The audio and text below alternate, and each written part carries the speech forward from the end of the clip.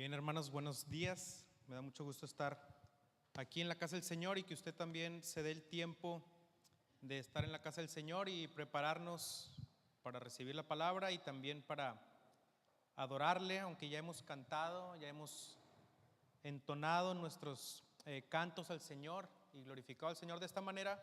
También vamos a hacerlo a través de la palabra del Señor. Amén. Vamos a abrir nuestras Biblias en el libro de Jonás. Vamos al Antiguo Testamento.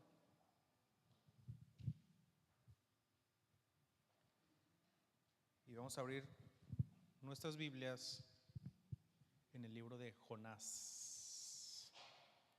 Vamos a hacer una oración, hermanos, a poner en manos del Señor este tiempo, que el Señor hable a nuestras vidas, que el Señor obre en nuestros corazones a través de su palabra, a través de su Espíritu Santo, y que podamos glorificar al Señor nosotros también con la palabra de Dios. Amén. Vamos a orar. Señor, te damos gracias por este tiempo, gracias porque nos permites reunirnos, nos permites cantarte, adorarte, Señor.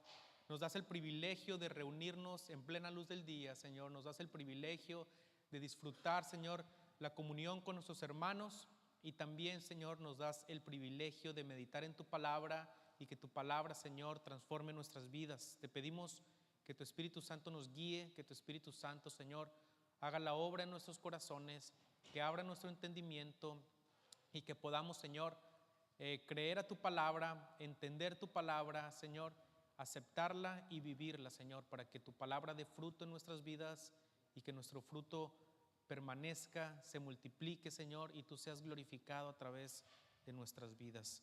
En el nombre de Cristo Jesús. Amén.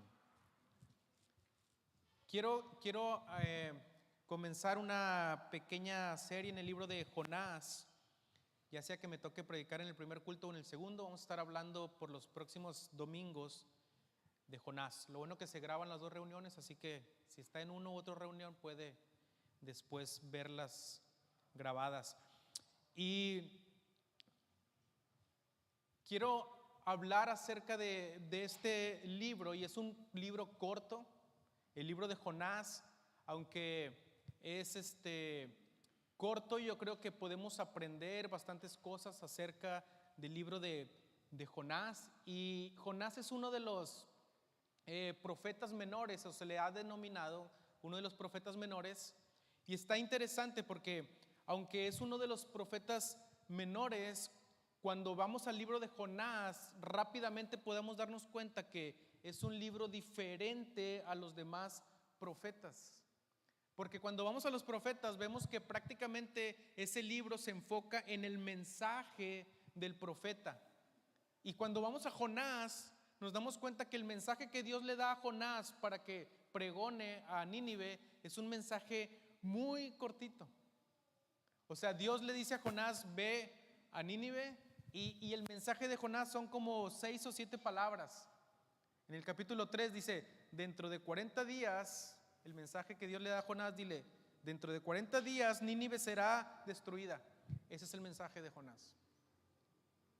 Así que podemos entender que Jonás no está tan enfocado en el mensaje que Dios le da a Jonás, sino que Jonás podemos encontrar que el meollo del asunto en el libro de Jonás es el propio profeta. Podemos encontrar tanto acerca de la vida y la historia de Jonás que prácticamente ahí está el mensaje. No es tanto en el mensaje que Dios le da a Jonás para que proclame, sino lo que vamos a encontrar y las riquezas que vamos a encontrar en el libro de Jonás es a través de la misma vida del profeta.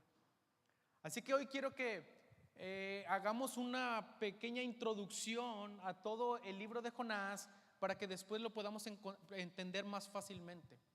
Y aunque vamos a hacer una introducción, también vamos a hablar de los primeros 3 versículos del libro de Jonás.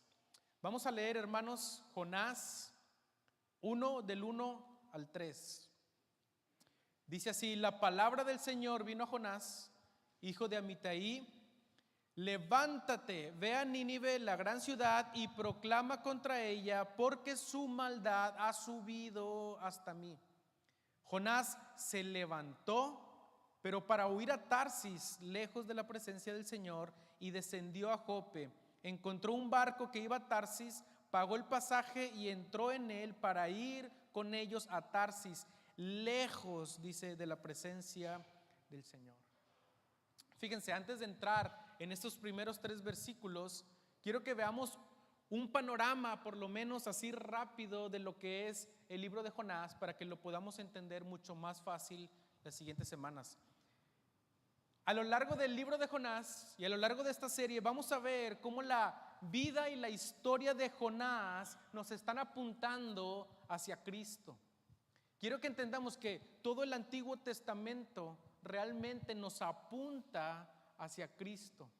No quiero que perdamos de vista cómo Jonás nos está apuntando a Cristo, porque podemos caer en el error de leer, por ejemplo, Jonás y encontrar solamente una serie de modales, de moralidad, de ética, y perder de vista el mensaje principal de todas las Escrituras, porque el mensaje principal de todas las Escrituras es Cristo.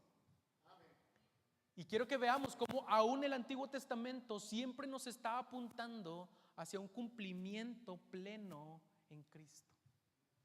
Así que, por ejemplo, vamos a encontrar en Jonás algunas similitudes en Cristo, pero sobre todo vamos a encontrar a Cristo en el contraste que encontramos con Jonás. Por ejemplo, vamos a encontrar que Jonás fue desobediente a Dios. ¿Han leído el libro de Jonás?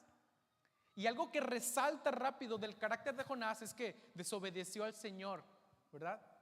Así que, aunque Jonás fue desobediente a Dios, encontramos un cumplimiento en Cristo del Hijo perfecto que obedeció plenamente al Señor para llevar el mensaje del Evangelio.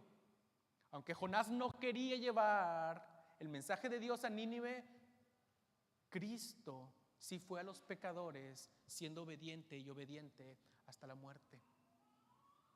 Encontramos, por ejemplo, también que Jonás no tuvo compasión por los pecadores perdidos. Él no quería proclamar el juicio de Dios porque sabía que el juicio de Dios también traía oportunidad de arrepentimiento.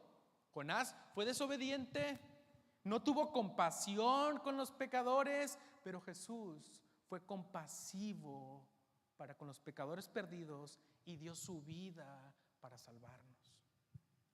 Y así a lo largo de esta serie vamos a ver y vamos a comparar la vida de Jonás con la de Cristo Jesús, para ver cómo el Antiguo Testamento, hermanos, nos apunta a un cumplimiento perfecto en Cristo. No perdamos de vista nunca que las Escrituras nos están apuntando hacia nuestro Redentor. Así que vemos también algunas similitudes con este libro y con Cristo. Por ejemplo, cuando dice Jonás en el libro de Jonás, y Jesús citó a Jonás diciendo: porque como Jonás estuvo 3 días y 3 noches en el vientre del pez, así estará el Hijo del Hombre en el corazón de la tierra 3 días y 3 noches. ¿Ven cómo Jonás está apuntando a la muerte y resurrección de Cristo? Algunos teólogos han llamado a Jesús el perfecto Jonás. O sea, aquel que sí cumplió los estándares de la perfección fue Cristo, de la obediencia, de la misericordia, de la gracia. Solamente Cristo los cumplió.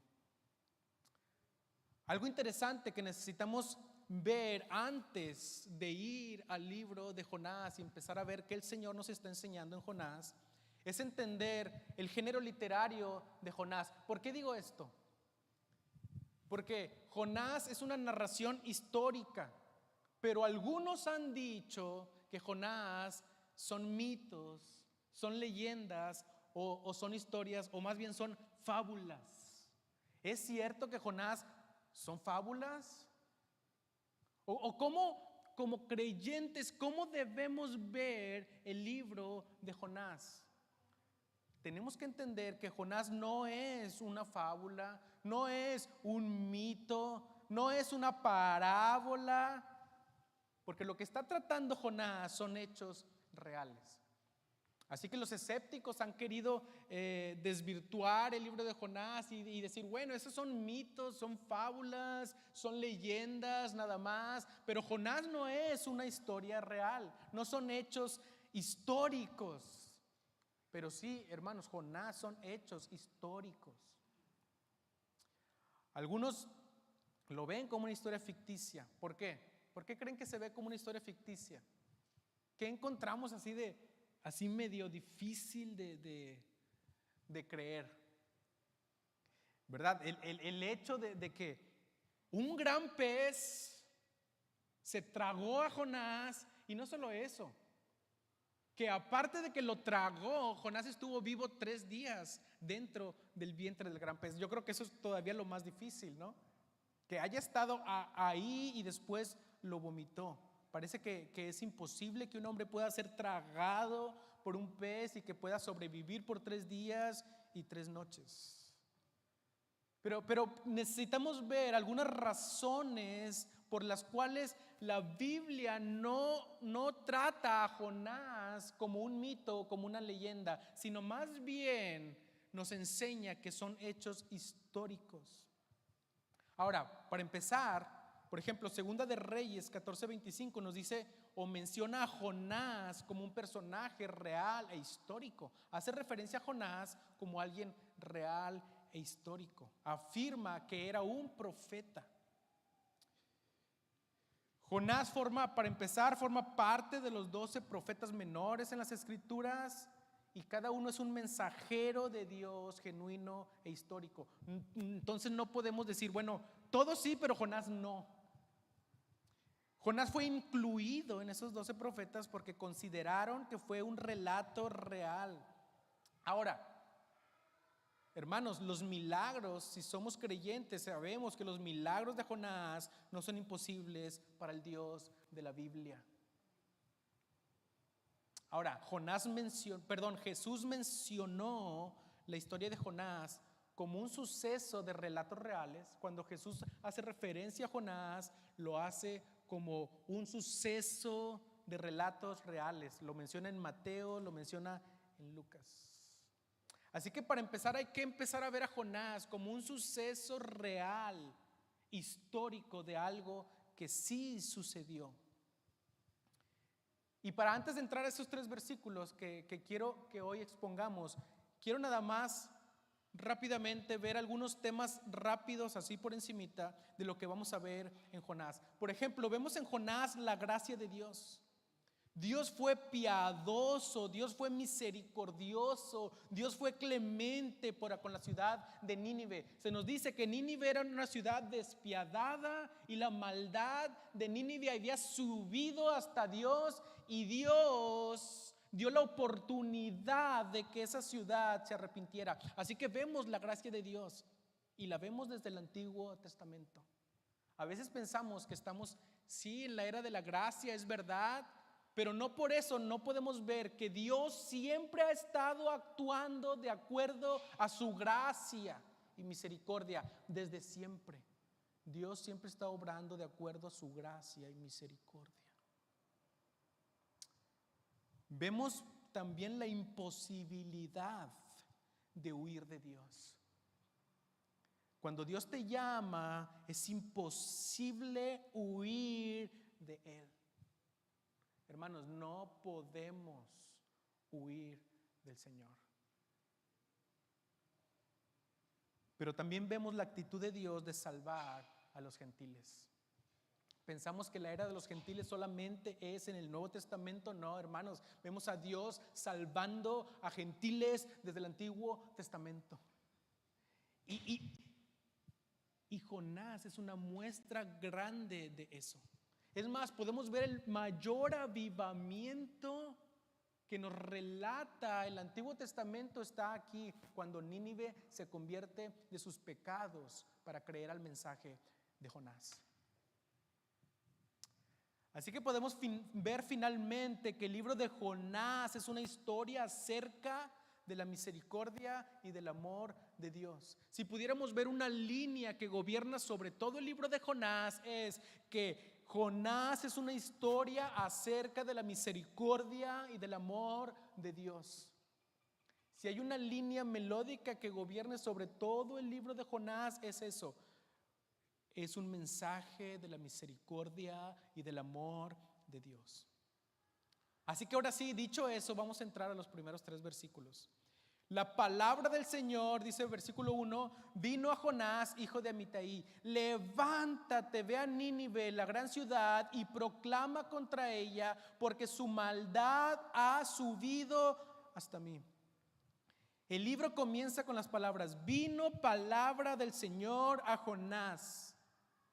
Es una palabra muy usada en el Antiguo Testamento, alrededor de 112 veces, para describir cómo Dios da un mensaje a un profeta. Vino palabra del Señor a Jonás, vino palabra del Señor a Jeremías, etcétera, etcétera. Así que lo que vemos, que el mensaje que Dios da a sus siervos es definitivamente del Señor. Y el mensaje que Jonás proclamaría o debía proclamar a Nínive era de parte del Señor. Así que en primera instancia, el mensaje que Jonás tenía que hablar no era de él. Y aquí podemos ver también por qué Jonás no quería ir a Nínive. Porque para empezar, ese mensaje a Jonás no le estaba agradando por alguna razón. Era el mensaje de Dios.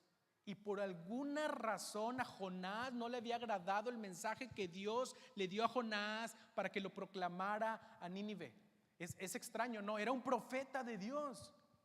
¿Cómo es posible que Jonás no le estaba agradando ese mensaje que Dios le dio para proclamar a Nínive? Jonás, como ya dijimos, era un profeta de Israel, pero lo que nos interesa más es lo que el Señor le había pedido a Jonás. Y eso lo encontramos en el versículo 2. Levántate. ¿Qué le dijo el Señor a Jonás? Levántate y ve a Nínive, la gran ciudad, y proclama contra ella, porque su maldad ha subido hasta mí. Levántate y ve a Nínive. Nínive era una ciudad alejada de donde se encontraba Jonás, como alrededor de 800 kilómetros. Yo sé que hoy en día 800 kilómetros no son tan lejos por la tecnología, por los aviones. Incluso si vamos por mar, pues hay barcos rápidos con motores, etcétera. Pero antes 800 kilómetros eran una distancia bastante considerable. Y se sabe que Nínive pertenecía al imperio asirio y era una ciudad que eran enemigos de Israel. Aquí vamos a empezar a entender por qué Jonás no quería ir a Nínive. Eran una ciudad enemiga de Israel. Sabemos que sus moradores eran despiadados, eran violentos, eran perversos y muy despiadados con sus enemigos. Los mataban despiadadamente y definitivamente había mucha maldad. Por eso el Señor dice: Jonás, levántate, ve a Nínive, porque la maldad de ellos ha subido hasta mí. Eran una ciudad perversa, despiadada, y a esa ciudad el Señor está mandando a su profeta y le dice: proclama contra ella. Y aunque en este pequeño texto no lo dice, pero se sobreentiende que Jonás comprendía que proclamar juicio contra Nínive a la misma vez implicaba que el Señor estaba dando la oportunidad de arrepentimiento.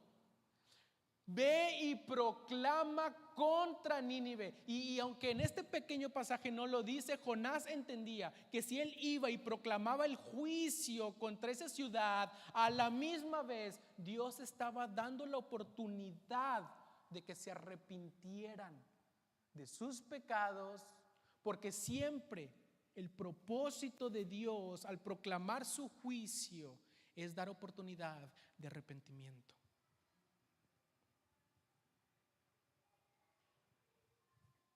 Entonces Jonás no quería.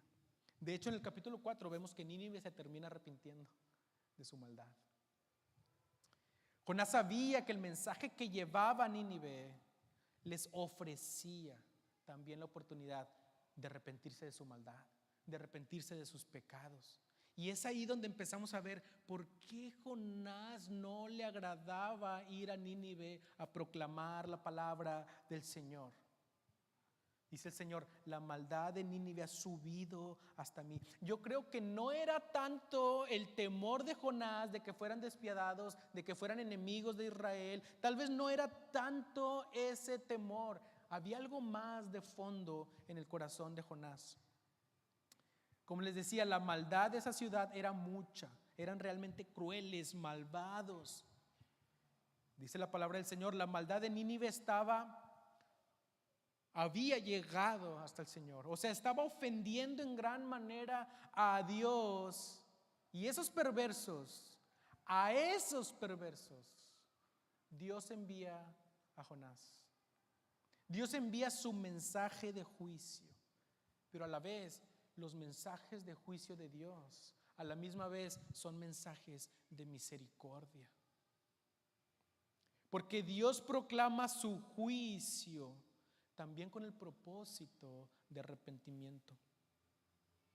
Así que cuando vemos un mensaje de Dios de juicio, no debemos pensar cómo Dios es un Dios tan despiadado que quiere hacer juicio y quiere destruir. No, hermanos, cuando vemos el mensaje de juicio de Dios, es un mensaje de misericordia, porque está implícito el hecho de que te está dando la oportunidad de que te arrepientas, para que Él no lleve a cabo su juicio.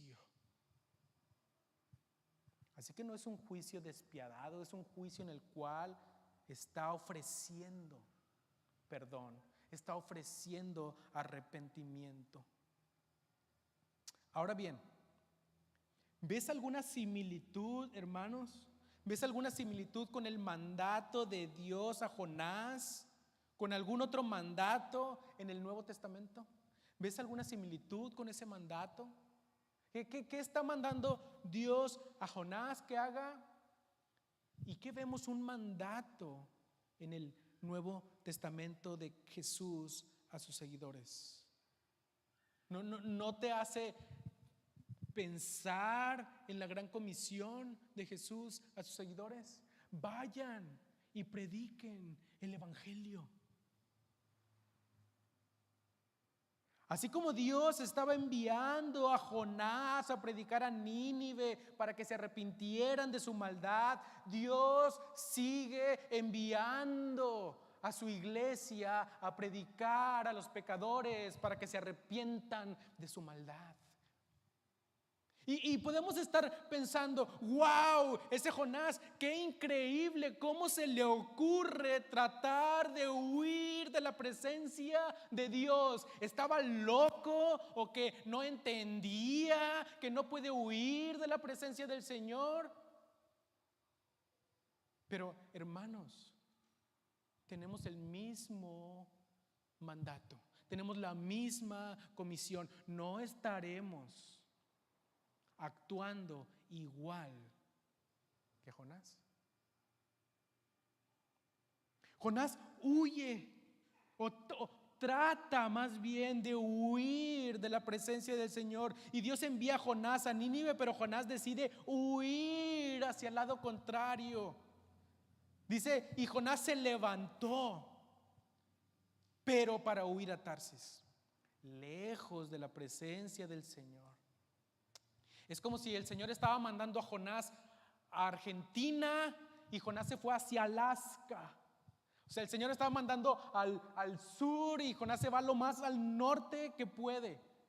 O sea, Dios envía a Jonás a Nínive y se va hacia el lado contrario, tratando de huir de la presencia del Señor. Y descendió a Jope y encontró un barco que iba a Tarsis, pagó el pasaje y entró en él para ir con ellos a Tarsis, lejos, otra vez, repite, de la presencia del Señor. Jonás se levanta, el Señor le dice, levántate, y Jonás se levanta. Wow, Jonás está obedeciendo, pero no, para irse al lado contrario. Lo único que obedeció fue en levantarse, pero para agarrar dirección opuesta a Nínive. Es como si Dios está diciéndole, haz esto, y hace todo lo contrario. Lejos de la presencia del Señor. Irónicamente, el profeta de Dios quería huir de Dios. Y otra vez, podemos decir, ¿qué tenía Jonás en su mente? Que no era profeta de Dios, que no era siervo de Dios, que no era un creyente, que no amaba al Señor. Hermanos, debemos preguntarnos, yo amo al Señor, yo soy creyente, yo soy discípulo del Señor. Entonces, ¿estaremos realmente obedeciendo al Señor o estamos también pareciéndonos a Jonás? Y eso de huir de la presencia del Señor es algo que todos entendemos que no podemos hacer. Sabemos que el Señor es omnipresente, que el Señor está en todos lados, y es algo que enseñamos incluso a nuestros hijos, y que hasta nuestros hijos pueden llegar a entender. Cuando nuestras hijas mis hijas cometen alguna falta, alguna falla, alguna travesura, yo nunca le digo, estás ofendiendo a papá y a mamá. Yo siempre le digo, ¿tú crees que eso agrada al Señor? Y le decimos, aunque papá y mamá no te vean, el Señor te está viendo. Y no debemos tratar de agradar a papá y a mamá, tenemos que agradar al Señor. Y es algo que empezamos a enseñar a nuestros hijos, y yo creo que aún en las escuelitas dominicales de nuestros hijos comienzan a entender eso. Dios está en todas partes. Dios puede vernos en todo lugar, sea que sea lo que hagamos y donde estemos. No podemos escondernos del Señor debajo de la cama. Bueno, yo creo que el profeta sabía y entendía que no podía huir de la presencia del Señor, pero sí quería huir de la voluntad del Señor. Hermanos, a veces lo comprendemos, pero aún así parece que estamos tratando con todas nuestras fuerzas de no obedecer la voz de Dios.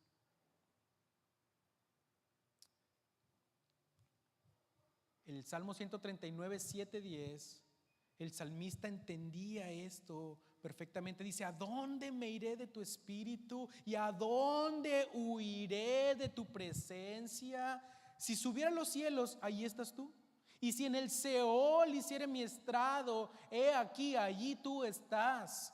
Si tomare las alas del alba y habitar en el extremo del mar, aún allí me guiará tu mano y me asirá tu diestra. Hermanos, no podemos huir de la presencia del Señor. Entonces, ¿por qué Jonás no quería ir a Nínive? El capítulo 3, si me acompañan rápido, y después hablaremos más específicamente de eso, pero vamos al capítulo 3, versículo 10, y leemos hasta el 4:2. Dice, cuando Dios vio sus acciones, las acciones de Nínive, que se habían arrepentido, dice que se habían apartado de su mal camino, entonces Dios se arrepintió del mal que había dicho que les haría y no lo hizo. Pero esto desagradó a Jonás en gran manera y se enojó y oró al Señor. Señor, ¿no era esto lo que yo decía cuando aún estaba en mi tierra? Por eso me anticipé a huir a Tarsis, porque yo sabía que tú eres un Dios clemente y compasivo, lento para la ira y rico en misericordia, y que te arrepientes del mal anunciado. Jonás sabía perfectamente y entendía perfectamente que Dios es un Dios de gracia y misericordia, y por eso no quería ir a predicar a Nínive. ¿Por qué? Porque sabía que si se arrepentían, Dios los perdonaba. Qué increíble, ¿no? ¿Qué había en el corazón de Jonás? A lo mejor no lo sabemos y ni lo sabremos, pero ¿qué había en el corazón de Jonás para realmente no querer que los pecadores se arrepintieran.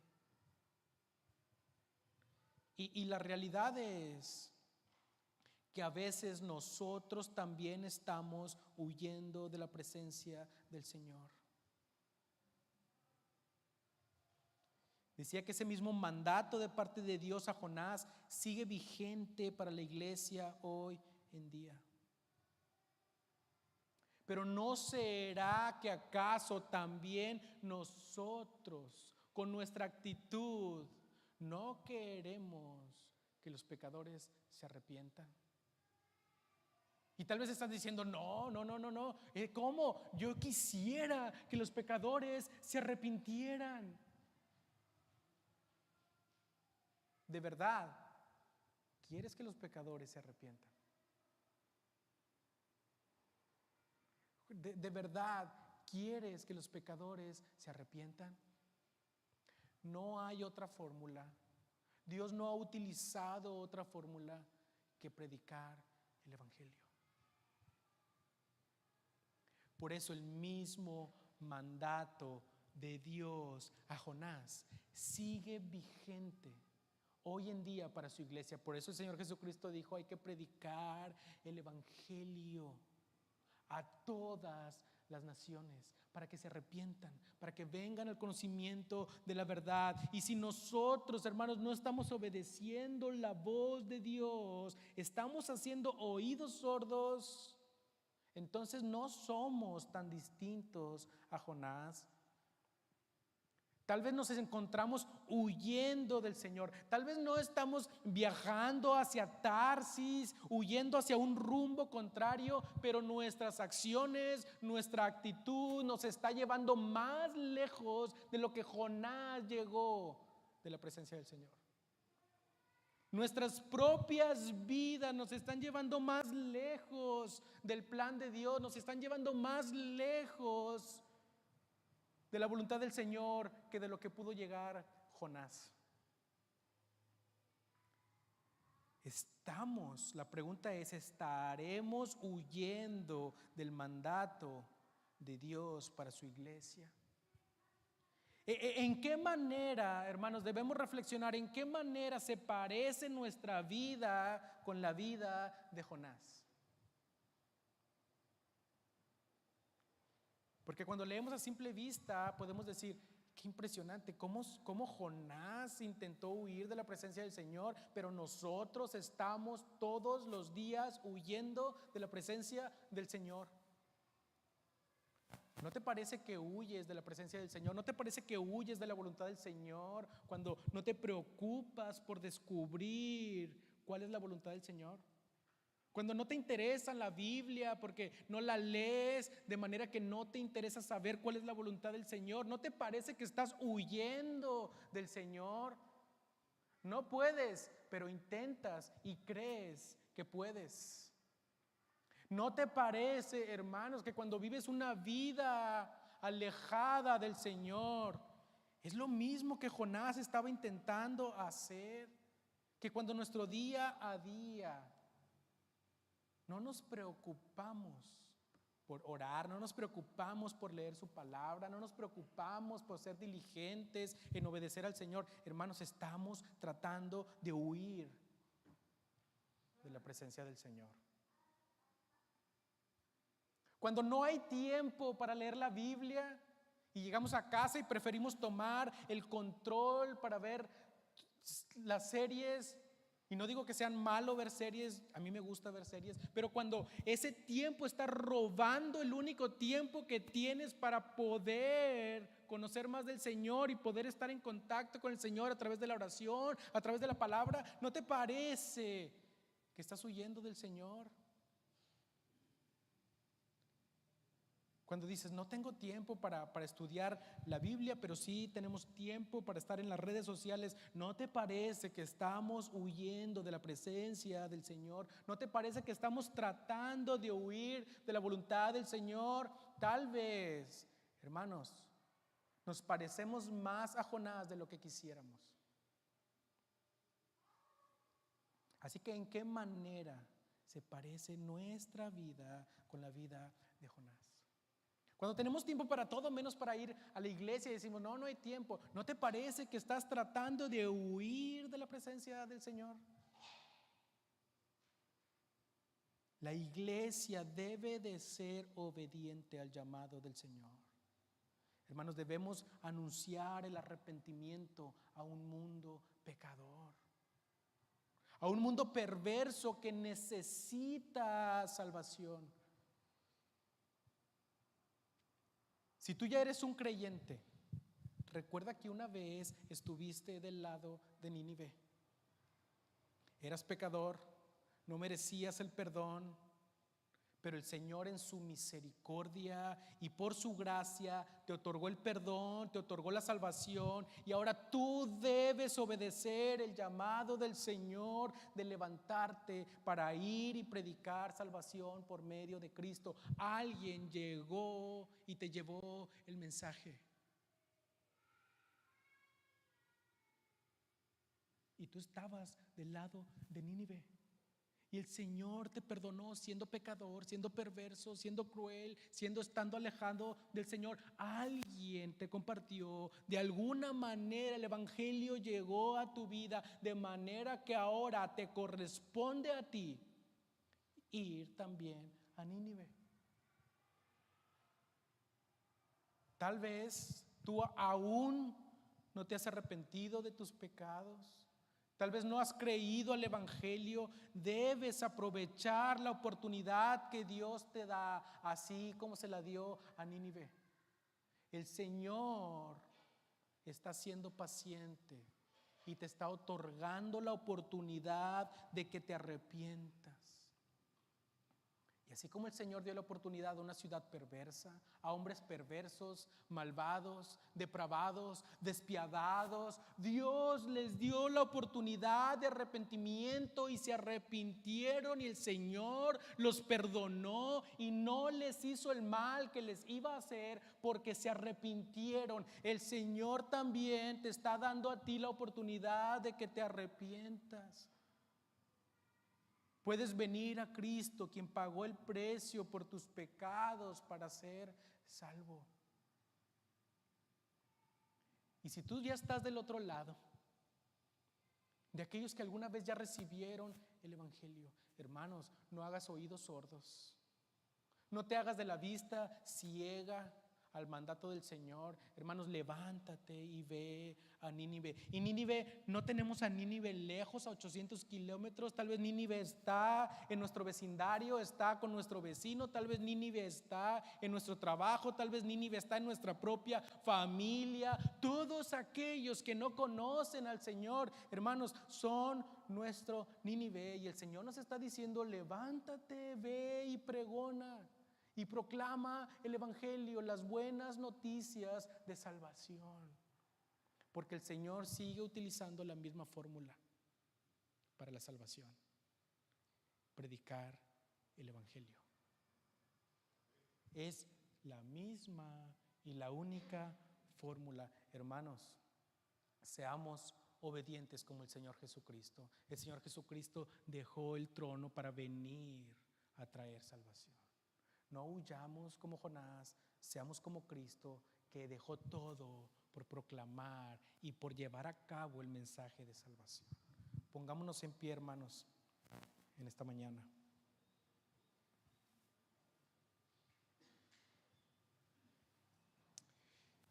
Y roguemos, hermanos, al Señor para que el Señor en su inmensa misericordia nos permita proclamar el evangelio. Nos permite, hermanos, también ser obedientes a su voluntad. Amén. Vamos a orar. Señor, en este tiempo te damos gracias por tu misericordia. Te damos gracias por tu perdón. Te damos gracias, Señor, porque un día tú, Señor, en tu gracia y misericordia nos perdonaste de nuestros pecados. Nos permitiste, Señor, venir al arrepentimiento y a la fe. Nos permitiste, Señor, salir, Señor, de nuestro pecado, de nuestra maldad, depositar nuestra confianza en ti, Señor, y ser salvos de nuestra maldad. Te pedimos, Señor, que así como un día tú tuviste misericordia de nosotros, nos ayudes, Señor, a compartir el Evangelio para que tu gracia y misericordia siga rescatando y salvando al mundo pecador. Señor, que tu misericordia siga llegando a los corazones de aquellos que no han creído, de aquellos que están aún muertos en sus delitos y pecados. Y que nosotros, como tus discípulos, como tus hijos, como tu iglesia, Señor, podamos cumplir ese mandato de ir a predicar el Evangelio. Que nuestras vidas, Señor, sean una muestra de tu gracia y tu misericordia. Que seamos ejemplo, Señor, para aquellos que no conocen tu palabra, que no te conocen a ti, Señor.